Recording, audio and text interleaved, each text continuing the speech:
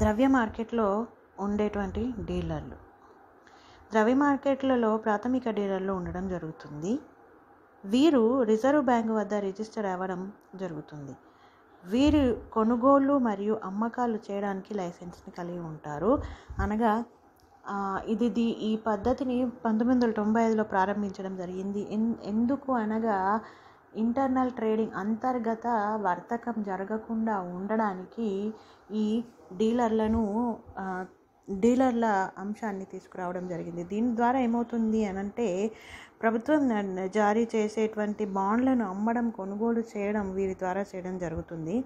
ఈ ద్రవ్య మార్కెట్లో వీరు పెద్ద పాత్రను పోషించడం జరుగుతుంది. ఏ విధంగా అనగా రుణాలను, ట్రెజరీ బిల్లుల కొనుగోలు అమ్మకాలలో రుణాలు సేకరించడంలో వీరు పెద్ద పాత్రను పోషించడం జరుగుతుంది.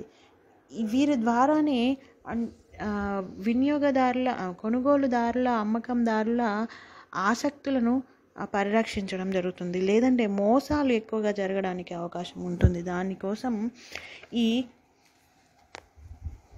ప్రాథమిక డీలర్ల అంశాన్ని తీసుకురావడం జరిగింది. దీని ద్వారా స్టాక్ ఎక్స్చేంజ్లో ద్రవ్య మార్కెట్ యొక్క ప్రక్రియ సులభంగా, ఎలాంటి అవాంతరాలు లేకుండా జరగడానికి అవకాశం ఏర్పడుతుంది. తర్వాత ప్రాథమిక డీలర్ల విధులు. భారత ప్రభుత్వం తరఫున యజమాని హోదాలో వేలంపాట ప్రక్రియలో పాల్గొనడం జరుగుతుంది. అనగా ప్రభుత్వం జారీ చేసిన బాండ్లను వేలం వేసినప్పుడు లేదా ఏ సంస్థ అయినా వేలంపాట వేస్తున్నప్పుడు ప్రభుత్వం తరఫున యజమాని హోదాలో వేలంపాటకు హాజరు కావడం, సెక్యూరిటీస్లని కొనుగోలు చేయడం, అమ్మకాలు చేయడం, దానికి సంబంధించిన ప్రక్రియను చూసుకోవడం ఈ ప్రాథమిక డీలర్ల విధి. దాని తర్వాత చందా పూచి సేవలు అందించడం. సో ప్రభుత్వం బాండ్లను కొనుగోలు చేసిన వ్యక్తులకు చందా పూచిని అందించడం, అనగా వారికి సెక్యూరిటీని ఇవ్వడం. అనగా అంటే నష్టం జరుగుతున్న సమయంలో వీరు చందా పూచి ద్వారా ఎవరైతే కొనుగోలుదారులు ఉన్నారో నష్టం నుంచి బయటపడడానికి అవకాశం ఏర్పడుతుంది. దాని తర్వాత ద్వితీయ మార్కెట్ను అభివృద్ధి చేయడం. సాధారణంగా ప్రభుత్వం జారీ చేసే బాండ్లన్నీ కూడా ద్వితీయ మార్కెట్లో జారీ చేయడం జరుగుతుంది. కావున ద్వితీయ మార్కెట్ను అభివృద్ధి చేయడం ప్రధాన లక్ష్యంగా మరియు ప్రాథమిక డీలర్ల విధిగా ఉంటుంది. దీనికి సంబంధించిన నిర్ణయాలు తీసుకోవడము, పరిశోధనలు జరపడము, అవసరమైనటువంటి నియమాల అమలు, వీటన్నింటినీ కూడా చూసుకోవాల్సిన విధి ప్రాథమిక డీలర్లపై ఉంటుంది. దాని తర్వాత ట్రెజరీ బిల్లులు మరియు రుణ సెక్యూరిటీలకు సంబంధించి కొటేషన్ను తయారు చేయడం.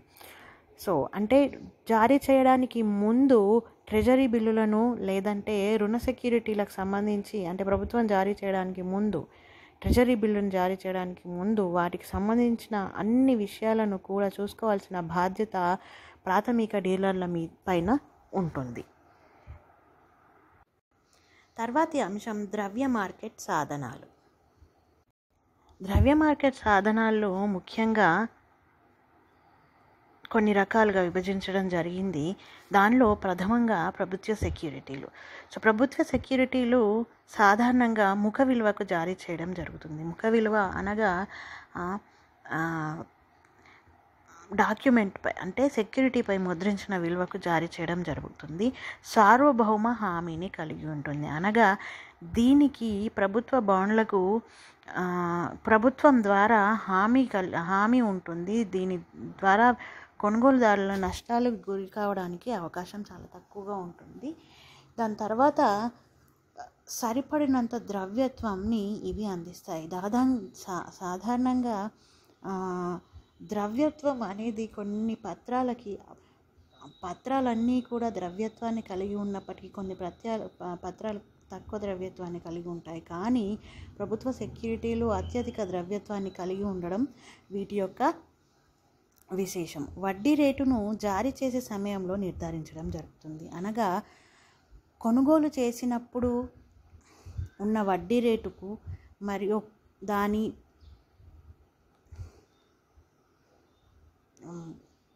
జారీ చేసేటప్పుడు 2 వేరువేరు వడ్డీ రేట్లు ఉంటాయి. జారీ చేసేటప్పుడు ఉన్నటువంటి వడ్డీ రేట్లను ప్రభుత్వ సెక్యూరిటీలపై నిర్ణయించడం జరుగుతుంది. దాని తర్వాత వీటి యొక్క కాలం అనగా ప్రభుత్వ సెక్యూరిటీలు దాదాపుగా 2 సంవత్సరాల నుండి 30 సంవత్సరాల వరకు జారీ చేయడం జరుగుతుంది. ఈ సెక్యూరిటీలకు శాసనాత్మక ద్రవ్యత్వం కలిగి ఉంటాయి. శాసనాత్మక ద్రవ్యత్వం అనగా ప్రభుత్వం జారీ చేయడం ద్వారా వీటికి శాసనాత్మక ద్రవ్యత్వం కలిగి ఉంటాయి. దాని తర్వాత కోరగానే తక్కువ వ్యవధిలో వచ్చే మార్కెట్ అనగా ద్రవ్య మార్కెట్ సాధనాల్లో కోరగానే తక్కువ వ్యవధిలో వచ్చే మార్కెట్, దీన్ని కాల్ మనీ మార్కెట్ అని కూడా అంటారు. నగదు తర్వాత ద్రవ్యత్వం దగ్గరగా ఉండేవన్నీ కూడా ఈ కాల్ మనీ మార్కెట్లో వర్తకంలో పాల్గొంటాయి.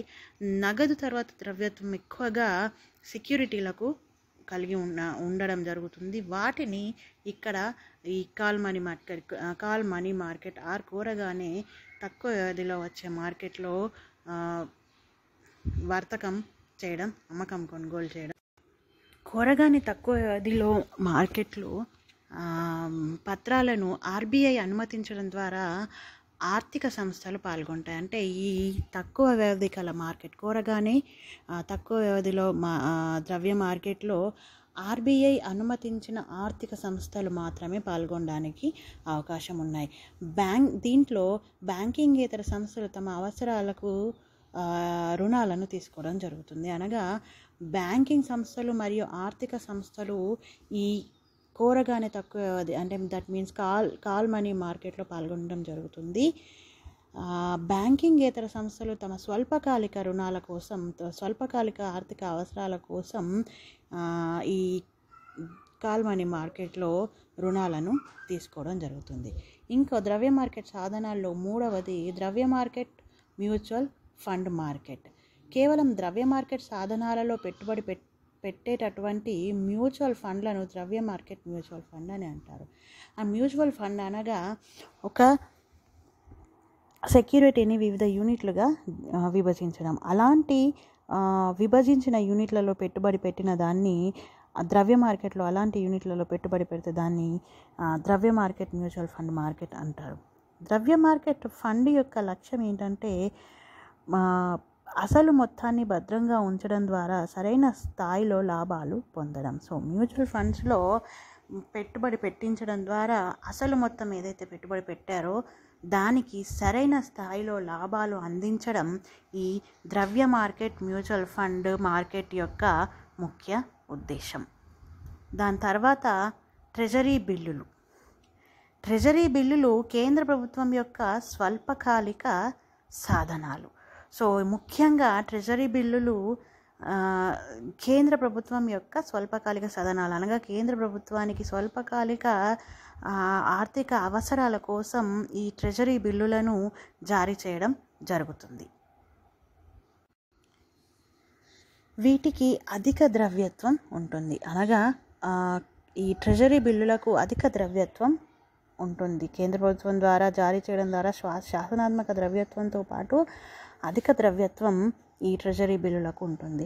జారీ విలువకు మరియు పరిపక్వత విలువకు మధ్య ఉన్న తేడా పెట్టుబడిదారులకు రాబడి.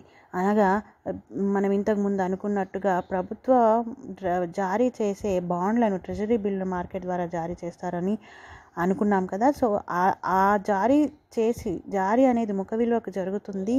అది పరిపక్వతకు వచ్చేటప్పటికి అది మార్కెట్ విలువకు పరిపక్వత చెందడం జరుగుతుంది. సో కొనుగోలు జారీ విలువకి ఏదైతే ముఖ విలువ మీద కొనుగోలు చేసిన దానికి పరిపక్వతకు మార్కెట్ రేటుకి మధ్య ఉన్న తేడాని వినియోగదారుల లేదంటే పెట్టుబడిదారుల రాబడిగా పరిగణించడం జరుగుతుంది. ఈ ట్రెజరీ బిల్లులను ముఖ్యంగా 91 రోజులకు, 182 రోజులకు, 364 రోజులకు జారీ చేయడం జరుగుతుంది. అనగా వీటి ప్రభుత్వానికి అవసరమైన స్వల్పకాలిక ఆర్థిక అవసరాలను తీర్చుకోవడానికి ఈ ట్రెజరీ బిల్లులను 91 రోజులకి, 182 రోజులకి, 364 రోజులకి జారీ చేయడం జరుగుతుంది. దాని తర్వాత ద్రవ్య మార్కెట్ సాధనాల్లో సర్టిఫికేట్ ఆఫ్ డిపాజిట్. వీటిని కాలపరిమితి డిపాజిట్లు అనడం జరుగుతుంది. ఇవి బ్యాంకులు జారీ చేయడం జరుగుతుంది. అంటే సర్టిఫికేట్ ఆఫ్ డిపాజిట్లు ఎక్కువగా బ్యాంకులు జారీ చేయడం జరుగుతుంది. ఇవి అన్యాక్రాంత యోగ్యతా పత్రాల చట్టం కిందకి వస్తాయి. ఇవి 7 రోజులు లేదా వారం రోజుల వ్యవధి నుంచి 1 సంవత్సరం వ్యవధికి జారీ చేయడం జరుగుతుంది. ముఖ్యంగా ఇవి బ్యాంకులు జారీ చేస్తాయి. ఈ బ్యాంకులు జారీ చేసిన వాటిని సర్టిఫికేట్ ఆఫ్ డిపాజిట్ అంటారు. ఇవి స్వల్పకాలానికి జారీ చేయడం జరుగుతుంది. దాని తర్వాత అంతర్ కార్పొరేట్ డిపాజిట్లు ఒక కార్పొరేట్ సంస్థ మరొక కార్పొరేట్ సంస్థకు జారీ చేయడం జరుగుతుంది. వీటిని ఆరక్షిత రుణాలు అంటారు. అనగా వీటికి ఎలాంటి రక్షణ ఉండదు. ఇవి గవర్నమెంట్ నుంచి అంటే ప్రభుత్వం నుంచి ఎలాంటి రక్షణ వీటికి అందించడం జరగదు. కాకపోతే ఇవి కార్పొరేట్ సంస్థలు తమ అవసరాలను తీర్చుకోవడానికి ఒకరికొకరు సహాయం చేసుకోవడానికి వీటిని జారీ చేయడం జరుగుతుంది. తర్వాతి ద్రవ్య మార్కెట్ సాధనం వాణిజ్య బిల్లులు. ఇవి స్వల్పకాలిక అన్యాక్రాంత యోగ్యతా పత్రాలు, స్వీయ ద్రవ్యత్వ లక్షణం కలిగిన తక్కువ రిస్కుతో కూడుకున్న ఆర్థిక సాధనాలు. స్వీయ ద్రవ్యత్వ లక్షణం అనగా వాణిజ్య బిల్లులు 185 రోజులకి వరకు మాత్రం రాయడం జరుగుతుంది. అంటే వ్యవధి ముగిసిన వెంటనే ఇవి ద్రవ్యత్వ లక్షణాన్ని పొంది చెల్లింపులకు ఆజ్ఞాపించడం జరుగుతుంది. సో దీంట్లో ఎలాంటి జాప్యం ఉండదు. గడువు తేదీ ముగియగానే వీటికి ద్రవ్యత్వ లక్షణం ఏర్పడుతుంది. వీటిని 30 రోజులు, 60 రోజులు, 90 రోజులు వ్యవధికి జారీ చేయడం జరుగుతుంది. ముఖ్యంగా ఎల్ఐసి, యూటీఐ, జిఐసి, ఐసిఐసిఐ వంటి ఆర్థిక సంస్థలు వీటిని రీడిస్కౌంట్ చేయటం కూడా అనుమతిస్తాయి. అంటే ఈ వాణిజ్య బిల్లులను డిస్కౌంట్ చేసిన బిల్లులను మళ్ళీ రీడిస్కౌంట్ చేయడానికి కూడా ఈ ఎల్ఐసి, యూటీఐ, జిఐసి, ఐసిఐసిఐ అనుమతిని ఇవ్వడం జరుగుతుంది. దాని తర్వాత ద్రవ్య మార్కెట్లో అదనపు ఇంకొక సాధనం వాణిజ్య పత్రాలు. పెద్ద బ్యాంకులు మరియు కార్పొరేషన్లు తమ స్వల్పకాలిక రుణ బాధ్యత నిర్వహించుటకు అవసరమైన నిధులను పొందడానికి వాణిజ్య పత్రాలను జారీ చేస్తారు. అనగా ఏ విధంగా అయితే ట్రెజరీ బిల్లుల ద్వారా ప్రభుత్వ సంస్థలు తమకు కావాల్సిన స్వల్పకాలిక రుణాల కోసము బాండ్లను జారీ చేసినట్లుగా బ్యాంకులు మరియు కార్పొరేషన్లు తమ స్వల్పకాలిక రుణ అవసరాల కోసం ఈ వాణిజ్య పత్రాలను జారీ చేయడం జరుగుతుంది. వీటిని ముఖ విలువతో జారీ చేయడం జరుగుతుంది. దీని ద్వారా వారికి అవసరమైన స్వల్పకాలిక ఆర్థిక అవసరాలను తీర్చుకోవడం జరుగుతుంది. ఈ వాణిజ్య పత్రాలు బాండ్ల కంటే తక్కువ పరిపక్వత కాలాన్ని కలిగి ఉంటాయి. బాండ్లు మనం అనుకున్నట్టుగా దీర్ఘకాలానికి జారీ చేయడం జరుగుతుంది, స్వల్పకాలం నుంచి దీర్ఘకాలానికి. కానీ ఈ వాణిజ్య పత్రాలు బాండ్ల కంటే తక్కువ కాలానికి, స్వల్పకాలానికి జారీ చేయడం జరుగుతుంది. దాని తర్వాత అంతర్ బ్యాంక్ పార్టిసిపేషన్ సర్టిఫికేట్. ఇది కూడా ద్రవ్య మార్కెట్ సాధనమే. బ్యాంకింగ్ వ్యవస్థలో స్వల్పకాలిక ద్రవ్యత్వాన్ని అందించే ఉద్దేశంతో 2 రకాల అంతర్ బ్యాంక్ పార్టిసిపేషన్ సర్టిఫికేట్లను ప్రవేశపెట్టడం జరిగింది. వీటిని 91 మరియు 180 రోజుల వ్యవధి కోసం జారీ చేయడం జరుగుతుంది. అంటే వీరికి బ్యాంకింగ్ వ్యవస్థలో ఒక బ్యాంకు నుంచి ఇంకో బ్యాంకు, లేదంటే బ్యాంకింగ్ వ్యవస్థలో స్వల్పకాలిక అవసరాల కోసం ఏర్పాటు చేసిన లేదంటే తయారు చేయబడిన సర్టిఫికెట్ అంతర్ బ్యాంకింగ్ పార్టిసిపేషన్ సర్టిఫికేట్. వీటిని 2 రకాలుగా జారీ చేయడం జరుగుతుంది. ఒకటి 91 రోజులకి, ఇంకొకటి 180 రోజులకి. దాని తర్వాత ఇంకొక సాధనం బిల్లు రీడిస్కౌంట్. ద్రవ్య మార్కెట్ యొక్క ముఖ్యమైన భాగము మరియు స్వల్పకాలిక లిక్విడిటీ సప్లైదారులకు అందిస్తుంది. బిల్లు డిస్కౌంట్ చేసుకున్న తర్వాత కూడా ద్రవ్య మార్కెట్లో రీడిస్కౌంట్ చేసుకోవడానికి అవకాశాలు కల్పిస్తుంది. దీని ద్వారా స్వల్పకాలిక ఆర్థిక అవసరాలు ఎవరికైతే ఉంటాయో వారు వీటిని ద్వారా వాళ్ళ అవసరాలను తీర్చుకోవడానికి అవకాశం ఉంటుంది. దాని తర్వాత ఇంకొక సాధనం గిల్ట్ ఎడ్జ్డ్ ప్రభుత్వ సెక్యూరిటీలు. వీటిని కేంద్ర రాష్ట్ర ప్రభుత్వాలు పాక్షిక ప్రభుత్వ సంస్థలు, మున్సిపాలిటీలు, హౌసింగ్ బోర్డులు జారీ చేయడం జరుగుతుంది.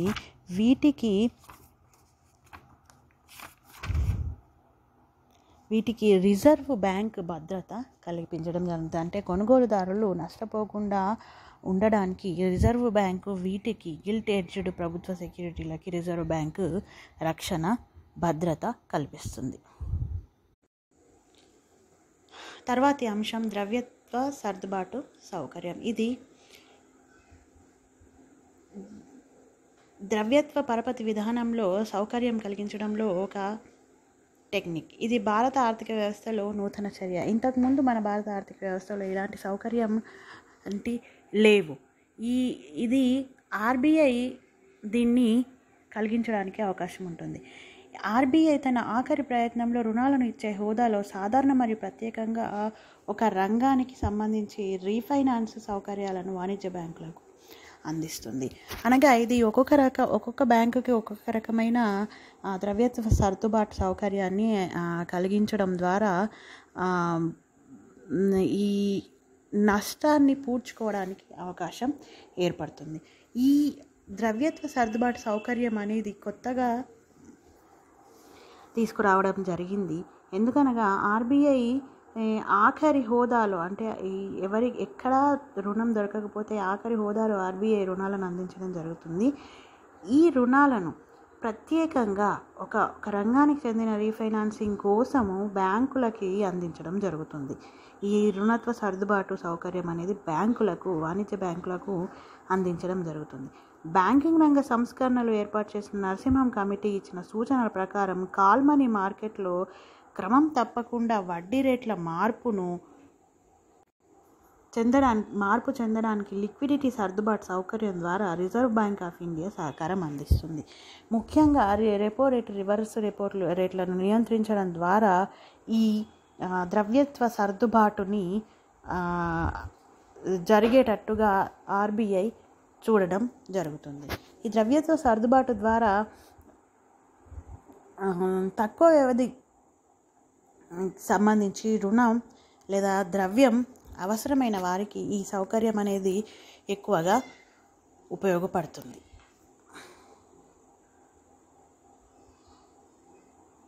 ఈ ద్రవ్యత్వ సర్దుబాటు సౌకర్యం ఉపయోగం.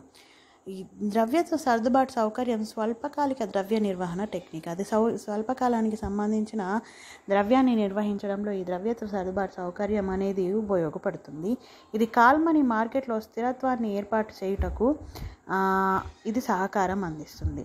కాల్ మనీ మార్కెట్ అంటే కూరగానే త్వరగా అందించే రుణ మార్కెట్ని కాల్ మనీ మార్కెట్ అంటారు.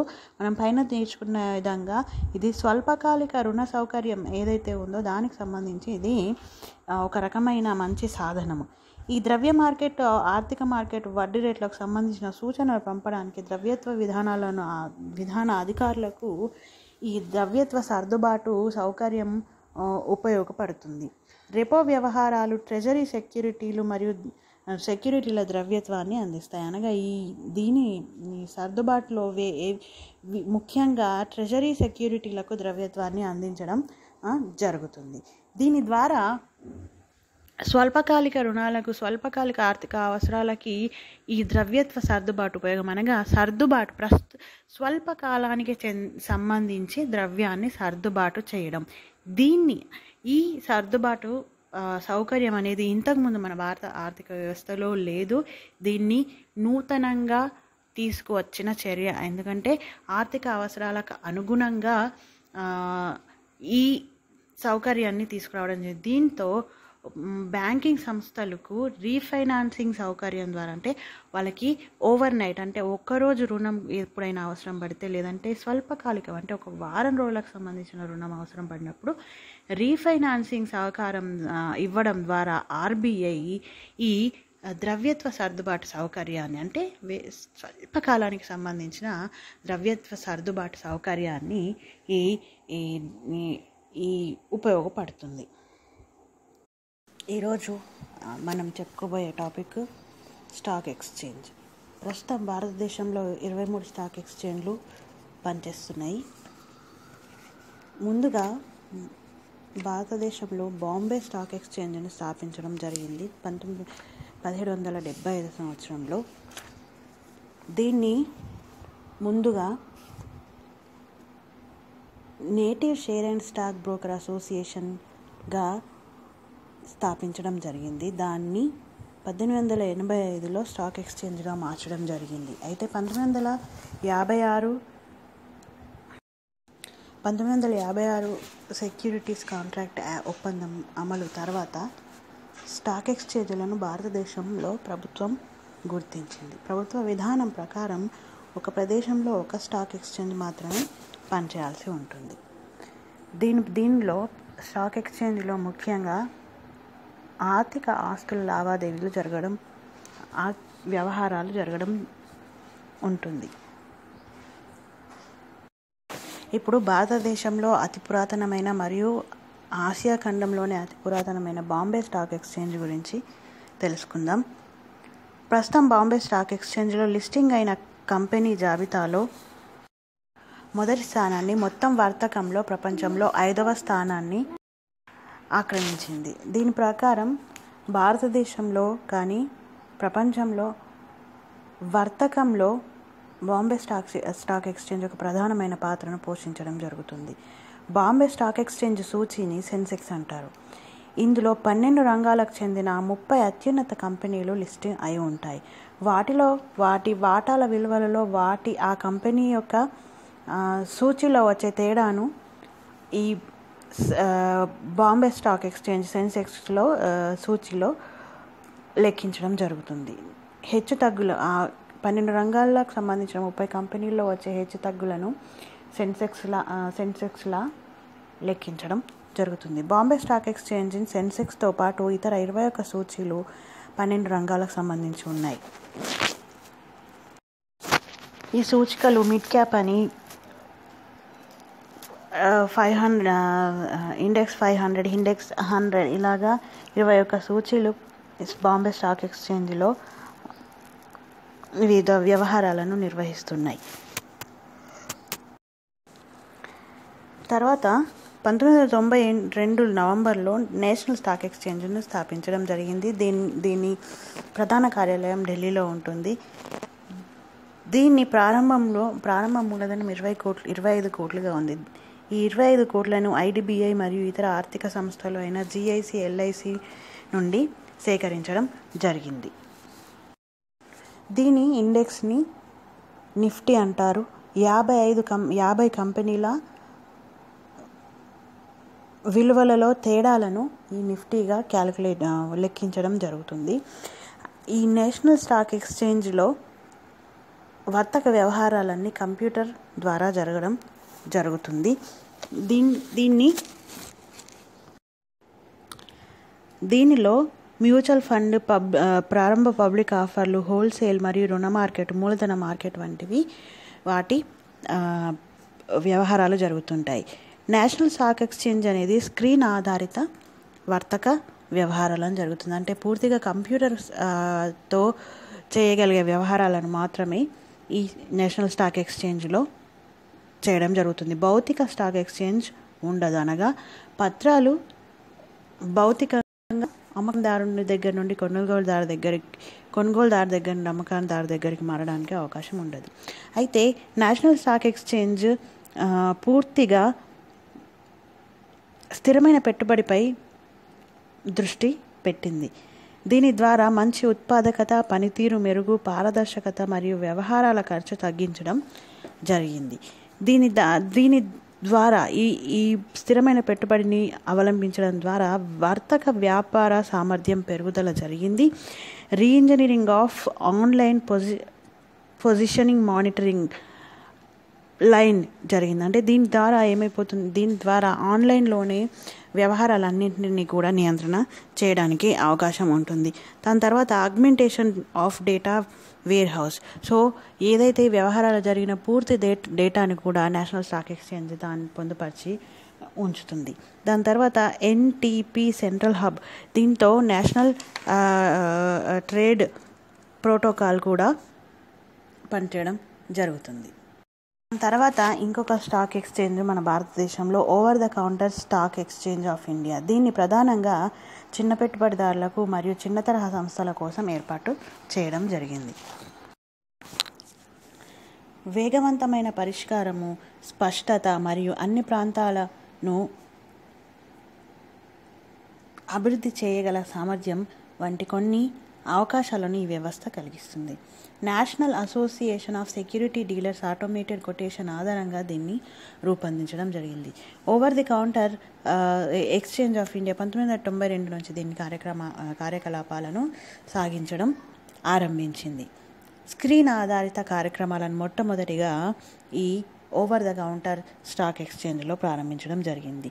దీని మూలధనం ICICI, UTI, IDBI, IFCI, SBI మరియు ఈ బ్యాంకులు సమకూర్చడం జరిగింది.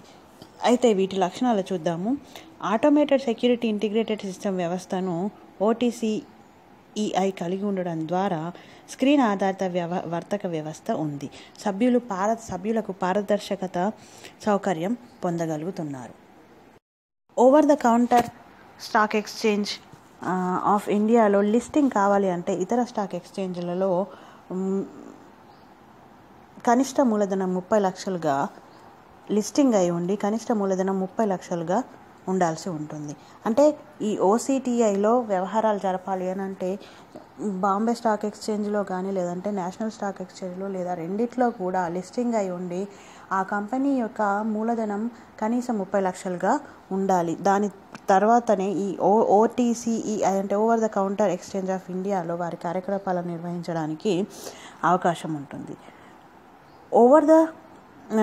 ఓటీసీఐ ఇందులో వర్తకం జరిగేటువంటి కంపెనీలకు వ్యవహారిక ఖర్చు మరియు పన్ను బాధ్యత ఎక్కువగా ఉంటుంది. లిస్టింగ్ ప్రక్రియ సులభతరంగా ఉంటుంది మరియు వేగవంతమైనటువంటి సెటిల్మెంట్ జరుగుతుంది. లిక్విడిటీ అధికంగా ఉంటుంది మరియు చిన్న మరియు వృద్ధి చెందుతున్న కంపెనీలకు ఓటీసీఈఐ ఒక మంచి అవకాశం లేదంటే సహకారం అందిస్తుంది. కంప్యూటర్ ద్వారా వ్యవహారాలు జరగడం ద్వారా వ్యవహారాలలో పారదర్శకత కనిపిస్తూ ఉంటుంది. ఓటీసీఈఐలో లిస్టెడ్ కంపెనీలు మరియు డిపాజిటరీ సభ్యులు, సెటిల్మెంట్ బ్యాంకులు పాల్గొంటాయి. ముఖ్యంగా ఎవరు పాల్గొంటారంటే లిస్టెడ్ కంపెనీలు ఎవరైతే బాంబే స్టాక్ ఎక్స్చేంజ్లో, నేషనల్ స్టాక్ ఎక్స్చేంజ్లో లిస్ట్ అయి ఉన్నారో వారు ఇందులో వారి వ్యవహారాలు జరపడానికి అవకాశం ఉంటుంది. ముఖ్యంగా లిస్టెడ్ కంపెనీలు, డిపాజిటరీ సభ్యులు, సెటిల్మెంట్ బ్యాంకులు ఇందులో వారి వ్యవహారాలను నిర్వహించడం జరుగుతుంది. ఈ ఓవర్ ద కౌంటర్ ఆప్షన్ ఏదైతే over the counter stock exchange ఉందో చిన్న తరహా పరిశ్రమలకు చాలా ముఖ్యమైనది. ఎందుకనంటే ఎక్కువ ఖర్చులు బాంబే స్టాక్ ఎక్స్చేంజ్లో కానీ నేషనల్ స్టాక్ ఎక్స్చేంజ్లో కానీ ఎక్కువ ఖర్చులు పెట్టి వారి రుణాలను పొందడం కానీ రుణాలు పొందే ప్రక్రియలో ఎక్కువ ఖర్చులు ఈ నేషనల్ స్టాక్ ఎక్స్చేంజ్లో లేదంటే బాంబే స్టాక్ ఎక్స్చేంజ్లో ఉంటాయి. Over the counter stock exchange స్థాపించడానికి ముఖ్య ఉద్దేశం చిన్న తరహా పరిశ్రమలు మరియు చిన్న పెట్టుబడిదారులకు అవకాశం కల్పించి వారితో కూడా పొదుపులు చేయించే ఒక మంచి అలవాటును పెంపొందించాలని ఈ ఓవర్ ద కౌంటర్ స్టాక్ ఎక్స్చేంజ్ను స్థాపించడం జరిగింది. ఇప్పుడు భారతదేశంలో ముఖ్యంగా ఈ 3 స్టాక్ ఎక్స్చేంజ్లు పనిచేయడం జరుగుతుంది. ఇవి కాక స్థానిక స్టాక్ ఎక్స్చేంజ్లు కూడా ఉన్నాయి. మొత్తము 23 స్టాక్ ఎక్స్చేంజ్లు మన భారతదేశంలో పనిచేస్తున్నాయి. అయితే దీంట్లో ముఖ్యంగా అధీకృత క్లర్కులు, ఉప బ్రోకర్లు మరియు తరణివాలాలు, క్లియరింగ్ హౌస్లు ఇలాంటి భాగాలతో ఈ స్టాక్ ఎక్స్చేంజ్లో పనిచేయడం జరుగుతుంది. అయితే అధీకృత డీలర్లు వీళ్ళు అధీకృత క్లర్కులు స్టాక్ ఎక్స్చేంజ్ వ్యవహారంలో ఇంకో స్టాక్ ఎక్స్చేంజ్ మధ్య వేరువేరుగా ఉంటాయి. క్లర్కులు సభ్యులకు ఏజెంట్లుగా పనిచేస్తానంటే ఒక స్టాక్ ఎక్స్చేంజ్ నుంచి ఇంకో స్టాక్ ఎక్స్చేంజ్ మధ్య వ్యవహారాలు జరిగేటప్పుడు ఈ అధీకృత క్లర్కులు వారి మధ్య ఏజెంట్లుగా పనిచేయడం జరుగుతుంది. అంటే ఈ సమాచారం పంపిణీలో ఈ అధీకృత క్లర్కులు ముఖ్య పాత్రను పోషిస్తారు. ఉప బ్రోకర్లు వీరు సభ్యుల చేత నియమించబడతారు. ఎవరైతే వారి వాటాలను, వారి సెక్యూరిటీస్ని స్టాక్ ఎక్స్చేంజ్లో అమ్మకం కొనుగోలు చేయదలుచుకుంటారో వారి ఉప బ్రోకర్లను నియమించడం జరుగుతుంది. వ్యాపార పరిరక్షణ నిమిత్తం వీరిని నియామకం ఉంటుంది. అంటే వీళ్ళు కంపెనీ తరఫున నియామకమై ఉంటారు. ఎక్స్చేంజ్ వ్యవహారాల్లో వీరికి అనుమతి ఉండదు. వీరి యొక్క ప్రధాన ఉద్దేశం ఏంటంటే బయటి వ్యక్తులతో వ్యాపారాన్ని నిర్వహించడం, వ్యాపారాన్ని రక్షించడంలో వీళ్ళు ప్రధాన భూమికను పోషించడం జరుగుతుంది. ఇక బ్రోకర్లు స్టాక్ ఎక్స్చేంజ్లో 2 రకాలుగా ఉన్నారు. తరణివాలా లండన్ స్టాక్ ఎక్స్చేంజ్లో జాబర్లుగా నిర్వహించేటటువంటి కార్యకలాపాలను నిర్వహిస్తారు. బ్రోకర్ కొనుగోలుదారికి, అమ్మకందారికి మధ్య ఏజెంట్గా ఉండడం జరుగుతుంది.